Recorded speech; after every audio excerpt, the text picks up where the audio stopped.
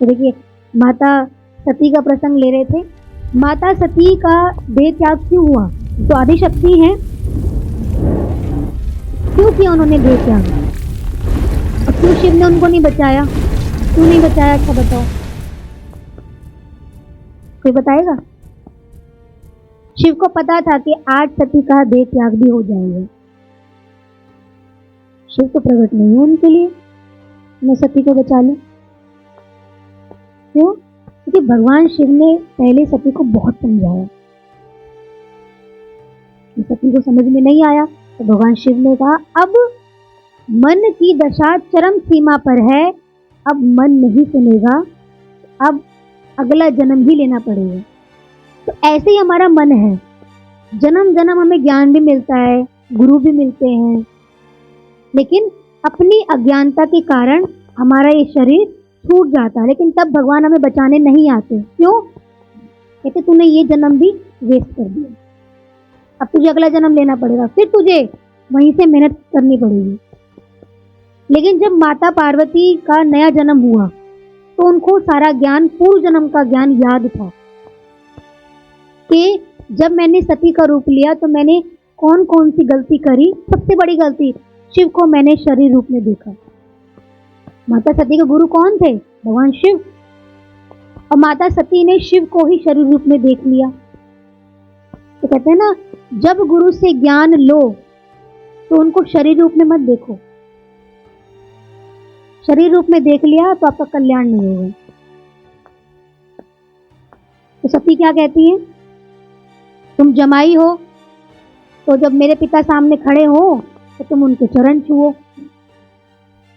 अब भगवान शिव कैसे बताएं कि वो क्या है? वो ब्रह्म है, वो योगी है, वो त्रिमूर्ति में से एक है। जिस सृष्टि को शिव ने जन्मा, अब उस सृष्टि के सामने कैसे दिख जाए? कभी आपने देखा है पिता बच्चे का पैर छूता हुआ? नहीं देखा। तो शिव की सारी सृष्टि है, तो शिव कैसे शरीर में आकर जमाई बनकर चरण छू सकते थे? लेकिन शिव प्रयास कर रहे हैं माता सती को समझाने का, लेकिन वो नहीं समझ रही। क्यों नहीं समझ रही? क्योंकि वो शरीर भाव में है।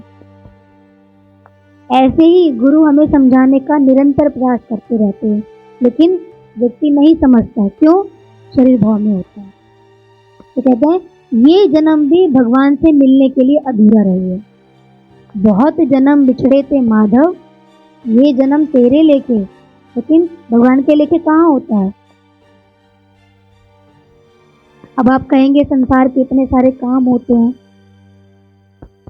उनमें से रह के भगवान के लिए समय कैसे निकाले? तो देखिए, इतने सारे भक्त हुए हैं, उन्होंने गृहस्थी में कार्य को करते हुए ही भक्ति करी। कोई भी नाम जब आपको पसंद हो, शिव शिव पसंद हो, राम राम पसंद हो, कृष्ण कृष्ण पसंद हो, राधा राधा पसंद हो, बस उसको अंदर में घोल दीजिए।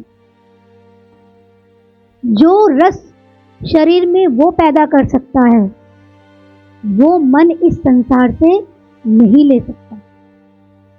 भक्ति का रस बनता है अंदर में, और वो रस जब इंद्रियों को मिलता है तब इंद्रियां बाहर की तरफ नहीं जाती। अगर आप मन को वो रस नहीं देंगे तो ये नॉर्मल सी बात है, मन इंद्रियां तो बाहर जाएंगी, उनका स्वभाव है भाई बाहर जाना, है ना। तो इंद्रियों को कौन सा रस चाहिए? मन को कौन सा रस चाहिए? भक्ति को। भक्ति से ही इंद्रियां कंट्रोल रहती हैं। जब मन भक्ति में लगा होगा, सामने आपके अज्ञानी आ जाए तो आपका मन तो भक्ति में लगा है, तो उसके ओरे में जाएगा ही नहीं। तो भगवान शिव ने माता पार्वती को योग की शिक्षा दी, लेकिन वो जब भी शिक्षा ग्रहण करती थी क्या हो जाती थी? सो जाती थी। तो भगवान शिव को क्रोध आ जाता था, क्योंकि जब शिव ज्ञान दे रहे हैं, गुरु की पदवी पर बैठे हैं, तो माता पार्वती जीव हैं, उस समय शिष्य हैं। अब वो ये नहीं सोचेंगे ये मेरी वाइफ है, मैं इन पर क्रोध ना करूं। नहीं, उस समय अगर शिष्य अपनी इंद्रिय को कंट्रोल नहीं करता तो गुरु क्रोध करता है शिष्य के कल्याण के लिए। तो शिव और पार्वती ज्ञान और भक्ति का रूप है सिखाने के लिए। अभी देखिए, किसी का विवाह ना हो रहा हो तो कहा जाएगा तुम शिव पुराण में शिव विवाह का प्रसंग पढ़ो, तुम्हारा विवाह हो जाएगा। अब देखिए, शिव तो ज्ञानी है, ध्यानी है ना, डिटैच है, वैरागी है, और गृहस्थी बसाने के लिए भी इसका साथ लिया जाता है। तो शिव विवाह पढ़ो, तुम्हारी शादी हो जाएगी। क्यों? क्योंकि वो ही एक ऐसे पार्टनर थे जिन्होंने सबसे पहले गंधर्व विवाह किया। पार्वती के प्रेम पर शिव प्रकट हुए। शिव की कोई इच्छा नहीं थी पार्वती से मिलने की, क्या वो ध्यान में है? सृष्टि की रचना के लिए पार्वती का एक होना जरूरी था। तो ऐसे ही जब मन योग में जाता है तो मन को किसी की भी आवश्यकता नहीं है, लेकिन संसार की रचना के लिए पति पत्नी बनाए गए, बच्चे बनाए गए, नीति नियम बनाए गए, गृहस्थी बनाई गई, इसके लिए, रचना के लिए। लेकिन जब मन ये योग में जाएगा तो किसी का सहयोग नहीं चाहिए। तो भगवान शिव ने भी ये ठान ली कि जब तक पार्वती ज्ञान पर खरी नहीं उतर जाती तब तक मैं इनसे विवाह नहीं करूंगा। तो कितनी परीक्षा ली शिव ने। देखिए, शरीर की बर्फ बन गई तब तक भगवान प्रकट नहीं है। क्या उनका दिल नहीं हो रहा होगा कि माता सती को इतना कठोर तप करना पड़ रहा है? लेकिन वो जानते थे कि जब तक ये मन कठोर तप नहीं करेगा, उसको सहज भगवान प्राप्त हो जाएंगे, उसको उसकी अहमियत नहीं रहेगी। तो भगवान ने संसार में माया रखी इसलिए। अगर भगवान हमें सहज में मिल जाते, गलियों में घूमते हुए मिल जाते, तो आप क्या कहते हैं, अभी तुम रुको, मैं घर से काम करके आती हूँ। भगवान को भी रोक लेते हैं हम।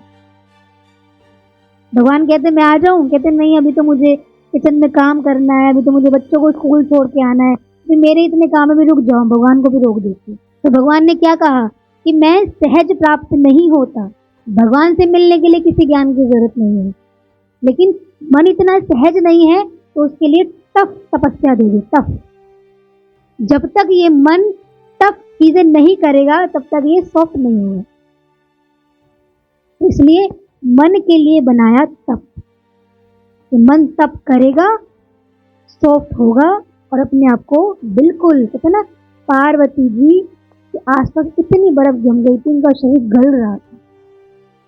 तो जब तक मन की वो चरम अवस्था ना हो जाए, मन बिल्कुल ही खत्म हो जाए, तब तक भगवान प्रकट नहीं होते। तभी तो मन चल रहा है, अभी तो मन में कुछ है। तो व्यक्ति को जन्म जन्म लग जाते हैं, भक्ति करते हुए भगवान नहीं मिलते। इतना सहज नहीं है। सब चीजों का त्याग मांगती है भक्ति। किससे? मन से, शरीर से नहीं कह रही। शरीर से शिव पार्वती हैं, लक्ष्मी नारायण है। क्यों बनाए गए ये? कि बाहर से आप दो में रहो लेकिन अंदर से एक में। आंखें दो हैं लेकिन आंखों का योग एक है। ये योग है। इसलिए मस्तक पर तिलक लगाया जाता है कि जब एकता में आ जाते हैं, वो साइन है इस चीज का, चिन्ह है इस चीज का कि यहाँ पर आकर एक होना है। तो ये हमारा 10वां द्वार है। तो कहते हैं ना, जब माता पार्वती शादी होकर के शिव के पास आई तो शिव ने माता पार्वती के सर पे हाथ रखकर उनके सारे चक्र खोल दिए थे। इतनी ताकत रही होगी उनमें। भगवान हमें, क्योंकि वो तपस्या से आई थी तो उनको कोई कष्ट नहीं हुआ।